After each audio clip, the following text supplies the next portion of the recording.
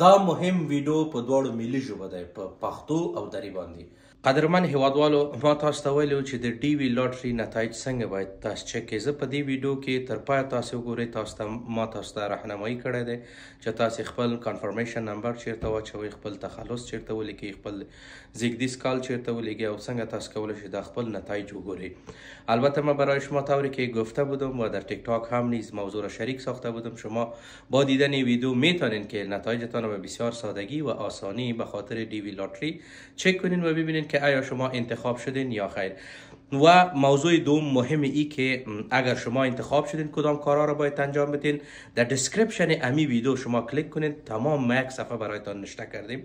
و اگر انتخاب نشدین کدام کارا را باید انجام بدین، او را هم براتان نشته کردیم و او را هم مطالعه کنین و با استفاده از ای و با استفاده از امی راهنمود ویدیویی شما میتونین نتایجتان را دریافت کنین. هر کسی که کامیاب شده برایش تبریک میگیم. هر هغه ایمنګ افغان ورور یا خور چې کامیاب شوی ورته مبارکي وایم.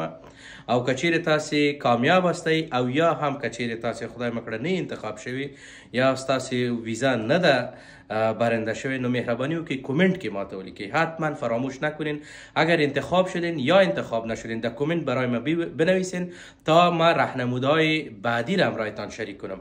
برای همگی چانس خوش و شما را راجع میکنم به این ویدیویی که به خاطر چک کردن نتایجتان ما ساختم، به او مراجعه کنین. میریم به ویدیو. په عملی ډول به تاسې راشئ ته ګوګل ته، په ګوګل کې دا به ولیکئ چې ډي وي، البته چې د همدغه د ډي وي لاټري لپاره تاسې به هلته ولیکئ ډي وي پروګرام ډاټ سټیټ او ډاټ جی او وی. ډي وی پروگرام ډاټ سټیټ ډاټ جی او وی باید شما امیر نشته کنین در خود دو گوگل. بعد از او انتر تاسو به انتر کې دا لږ برویسئ. نو دلته به راشي ببینین که بر شما میگه که الکترونیک دایورسیتی ویزا پروگرام یا خودمی ڈی وی لاٹری که برشان معمول است گفته میشه. نو دلته به اوس دلته تاسو راشي چک سټیټس. خو د مخکې د دې نه چې چک سټیټس ته لاړ شو، زه به تاسو ته معلومات درکړم چې دغه ډي وی لاټري پروګرام کوم موضوعات چې مثلا د 2026 لپاره اعلان شوی دی باید تاسو د هغه سټیټس د چک کولو لپاره باید هغه کانفرمیشن کود ولرئ. خب یعنی به این معنا که قبلا شما درخواست داده بودین باید او کانفرمیشن کود داشته باشین همراهتان و این معلومات بعدی است که مثلا نتایج 2024 چی وقت اعلان میشه، چون این نتایج 2023 بوده و بعد از این هم به می شکل از سالهای بعدی ره که شما در 2025 نشته شده میبینین ستیتس. اینجا که ما برایتان ای را سلکت میکنم. خب مهمترین موضوع فعلا ای است که در می پایین نشته شده click the link below to check DV 2026 and DV entrance 2025 نتایج. نو تاسو په دې لینک باندې کلیک وکړئ، نو دا شی به تاسو ته راشي. کله چې دا صفحه تاسو ته راغی نو دلته تاسو به هغه کانفرمیشن نمبر کله چې تاسو غوښتنه کړو همغه کاپی وکړئ. دلته ما ځان سره سیف کړی ده همو کانفرمیشن نمبر که شما درخواست داده بودین او را باید اینجا در کانتینیو که بیاین باید همراه خود داشته باشید. میره کانتینیو میکنیم. دا کانتینیو کو. کله چې کانتینیو کو دغه صفحه مونږ ته خلاصوي.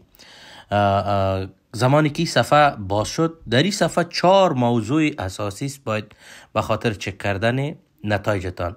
نو دغه سلور اساسی موارد کوم یو دی. اول لیده همغه کانفرمیشن نمبر ګوره، او کچیر تاسو فارګټ کړو دی یادم وتلی تاسو بیا بل ترازی چې فارګټ کانفرمیشن نمبر بوي.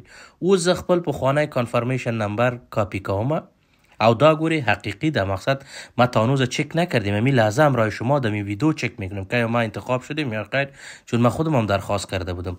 خب نمبر ما واقعی است. اینمی نمبر زدم. آلی لاست یا فامیلی نیم یا تخلصی که چیزی داریم ایمنگا دی فامیلی نیم یا ایمنگا تاسی تخلص هر شی چه ده نه بخی چه ده تخلص می پدری ولی که نخپل تخلص بلی که زما تخلص تمیم ده.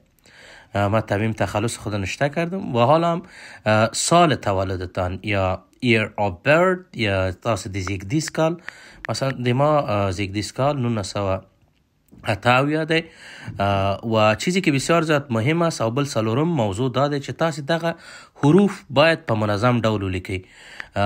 تخنیکی برخه دا د ګوره دا ټولې په غټ حروف باندې لیکلي دي، تاسې هم باید غټ حروف ولیکئ نه په واړه حروف. ببینید بخش تکنیکیش که باید به حروف کلان نشته کنیم. نو زمانی که نشته شد یا کله چې دا ولیکه بیا دوباره باید چک کړئ چې تاسې غلط نه کړی او تاسې ټول شیان صحیح.